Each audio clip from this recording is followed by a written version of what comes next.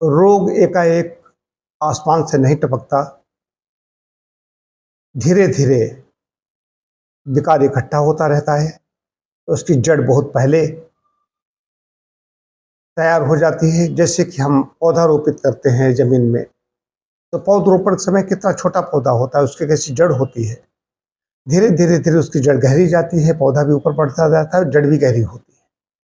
तो वैसे होता है कि आज मैं चर्चा इसलिए कर रहा हूँ कि हमारे पास इसमें एक केस ऐसा है कि उसको इतनी ज़्यादा एसिडिटी हुई, हाइपर एसिडिटी हुई, गैस्ट्राइटिस हुई और समस्याएं हुई, होते होते होते होते उसका जो एसोफेगस है, इसमें भी उसका जख्म हो गया। जो फूड पाइप होती है, आहार नली होती है, स्टमक जो होता है हमाशय, उसके ऊपर जो आती है, स्टमक में जो रास्ता मुंह से लेकर के जो भोजन जाता है, जो ग्रहण करते हैं, ग्रास अंदर जाता है, तो ग्रास नली उसको नीचे अमाशय में पहुंचाती है। तो अमाशय में जो एसिड ज़्यादा बनेगा, हाइड्रोक्लोरिक एसिड ज़्यादा बनेगा, तो ज़्यादा बनने से ऊपर की ओर भागेगा। कई लोगों को तो गले तक आता है, तो जलाते जलाते उसने वहाँ स्किन जला दी। सबके अंदर बनता है, उसमें बड़ी जलाने की क्षमता है। हमारी अंदर की जो म्यूकस मेम्ब्रेन है, इसलिए बराबर नहीं होती रहती, क्योंकि प्रकृति की ऐसी व्यवस्था है। बाहर अगर वही चीज़ एसिड गिर जाए तो जल जाएगा।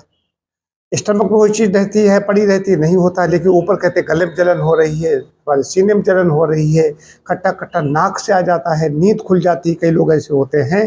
लेकिन ये क्यों हुआ, कैसे हुआ, क्या एकाएक हो गया? नहीं, धीरे धीरे धीरे धीरे बहुत दिनों तक विकार इकट्ठा होता रहा, बहुत दिनों तक गलत रहन सहन रहा, चिंतन ठीक नहीं रहा। इसका संबंध मन से भी है, गलत आहार से भी है।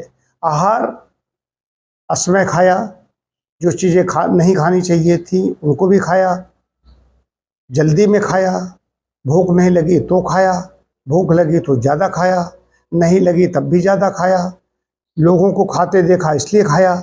उसकी इतनी समस्या है कि डॉक्टर ने कह दिया इस कैंसर होने से कोई नहीं रोक सकता। 2 सप्ताह लगभग हो चुके हैं, उसको जलन नहीं हो रही है। इसलिए नहीं हो रही जलन, दवाएं चल रही, बड़े इंस्टीट्यूट से ट्रीटमेंट चल रहा है मेडिसिनल, लेकिन उसको मैंने लिया, दवाएं मैंने अभी नहीं बंद की हैं, लेकिन जलन नहीं हो रही। क्योंकि नेचुरोपैथ क्या करता है, नेचुरोपैथी में प्राकृतिक चिकित्सा में जो प्राकृतिक चिकित्सक होता है, उसका काम होता है मूल पर प्रहार करते हैं। जो जड़ है, हम वहाँ पर पहुँचते हैं कि उसका कारण क्या था। उन कारणों को हम जब दूर करते हैं, तो एसिड जो ऊपर को भाग रहा था, ऐसा आहार देते हैं जिससे नया बनता नहीं है। जो एसिड बनता है तो ऊपर को वहाँ पर नहीं पहुँचने देते। तो आज मैं समझा रहा था उसको, अब उसकी जीभ उसकी चटपटा रही, जीभ मांग रही कि मुझे ये चाहिए, मुझे वो चाहिए।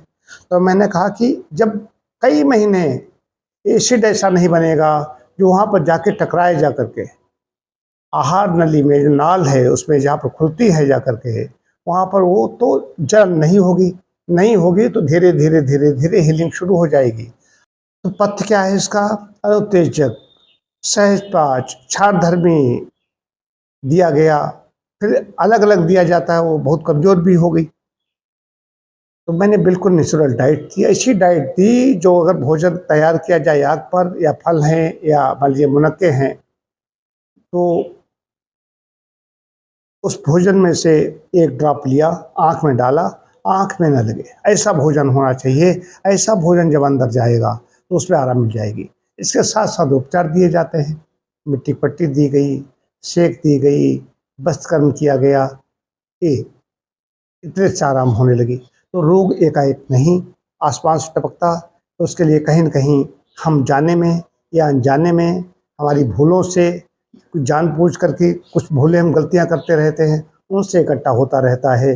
अगर हम सावधान रहें, हम कोई भी अपना भोजन, आहार, कोई खाद्य ग्रहण करें, ग्रहण करने से पूछ लें कि ये हमारे लिए, शरीर के लिए स्वाद मिल रहा है, सेहत के लिए कैसा है। स्वाद और सेहत दोनों अलग अलग चीज़ें हैं, लेकिन ये भी नहीं है स्वाद अगर सेब अच्छा लग रहा है, स्वादिष्ट लग रहा है, तो सेहत के लिए भी अच्छा है।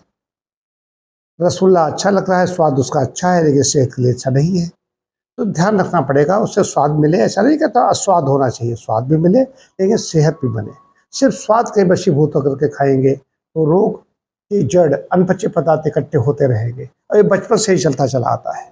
तो रोग धीरे धीरे बचपन से ही अनपचे खाद्य अनपचे पदार्थ इकट्ठे होते रहते हैं, एकदम विकराल रूप ले लेता है। तब कहते एकदम हो गया, हो नहीं गया, वो तो पहले से ही पड़ा हुआ है। वो शरीर उसको निकालने की चेष्टा करते हैं, तब कहते हो गया, जुकाम हो गया, दस्त हो गए, बुखार हो गया, हो नहीं गया, था, प्रकृति उसको निकाल रही है। जुकाम हो गया, जुकाम अंदर था तो प्रकृति निकाल रही।